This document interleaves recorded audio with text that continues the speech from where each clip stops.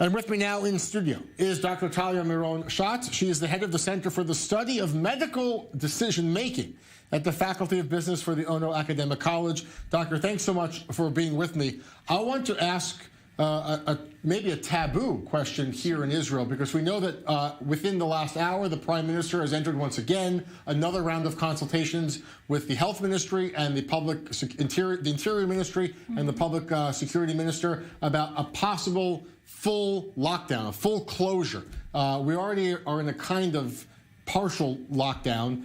There are no deaths in Israel, just a few hundred cases. No one has died from this virus. Right. The steps, is it an overreaction or is it proactive and the correct decision? So it's a terrific question. We're being hysterical, we're being overreactive, and I wish we had done that way earlier in the game. The sooner you do that, the better off you are. Do we really need to do that? I'm not 1,000% sure, because I'm not an epidemiology expert. What I am, though, is a decision-making expert. And I know that we can't count on people's own decision-making and the way they handle themselves and the way they do their calculation in their minds. Should I go out? Shouldn't I go out? Should I congregate? Shouldn't I congregate? So I think rules would be very helpful in this case, but a complete lockdown is, honestly, it's difficult and it might just be too much. The idea that with now we have tens of thousands of Israelis in self-quarantine, they're supposed to be in self-quarantine. How much of this relies on people's trust? Because already we're seeing police, when they're going out on patrols, they're able to know that people are breaking the quarantine. Some people have been arrested. How much of this is a personal decision to sacrifice your own wants and your own desires for the good of society, really? Right. So if it were just a personal decision, I think we would see some people in quarantine and some people would be roaming the streets thinking, well, I already have corona. Either I'm a carrier or I'm a patient, so I have nothing to gain by being quarantined. Society has something to gain by me being quarantined, but not me personally. Yeah. So why should I care? Therefore, we do need to enforce quarantine. We can't rely on people's own decision-making. I want to ask about the United States and compare it a little bit to Israel. This is a scene from Florida, from just ongoing now. This would be in America a spring break for many colleges and universities. It's traditional, thousands of students that go to Florida for spring break. Here's a look at the beaches. The governor is refusing to close the beaches because of the need now for tourism dollars. And a lot of these spring breakers, they're still going. They're defying the federal guidelines not to congregate in groups of 10, not to go to the beach. These teenagers think they don't care about the corona. They say we have these vacations planned. You can see them hitting the beach. But we did also see similar scenes in Israel this weekend when people were going out to the parks and the beaches.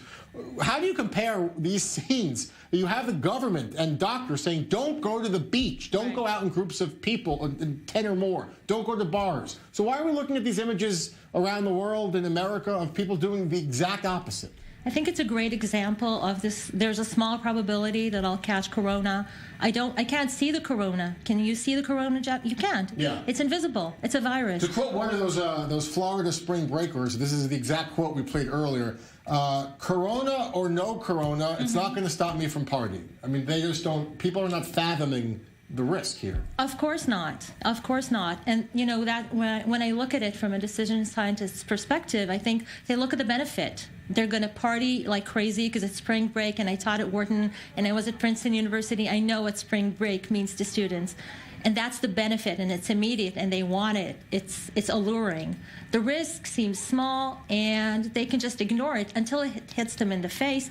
To be honest, I think a similar thing happened to President Trump, who at first dismissed the risk and said, well, you know, whatever, it doesn't really exist, it's fake news. And then when he saw that it was actually real, he reacted. From a decision-making standpoint, is this an intentional approach, perhaps, to do things turn up the heat and the restrictions little by little? Do you think it's likely, or possible or likely, that Prime Minister Netanyahu knew how severe in the end the restrictions needed to be? Perhaps we're going towards a full closure, which could happen tonight, could happen in the coming days. We're being told to prepare for it. If Netanyahu knew this was going to happen, why didn't he do it a week ago or days ago? But it seems like every night there's a little bit more of another ratcheting up of the restrictions.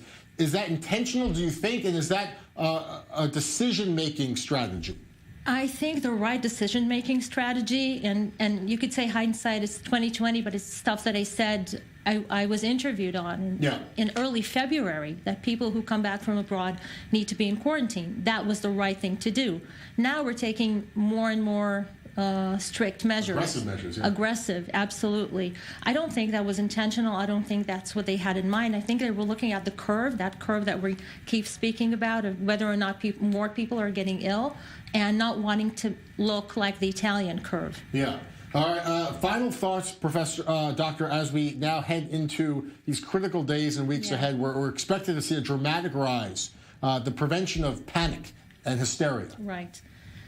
So we're in lockdown to maintain our health. I have a radical suggestion. Let's forget Corona for a moment. Let's do everything we need to be safe from Corona, and let's think about our health. Let's think about our stress levels. Let's think about our health habits. I have a health platform that's called Body and Soul, and I invite everyone to go on it and to look at it for their stress management, for authenticity, for self-esteem, for things that will help them get their mind off Corona and get out of this crisis happier and healthier. All right, Dr. Talya Miron-Shatz, thank you so much for being with us, and thank you for joining us here on this special edition of Daily Dose as we continue to track the coronavirus pandemic spreading across Israel, the Middle East, and the world. More news ahead here on i24 News after a very short break.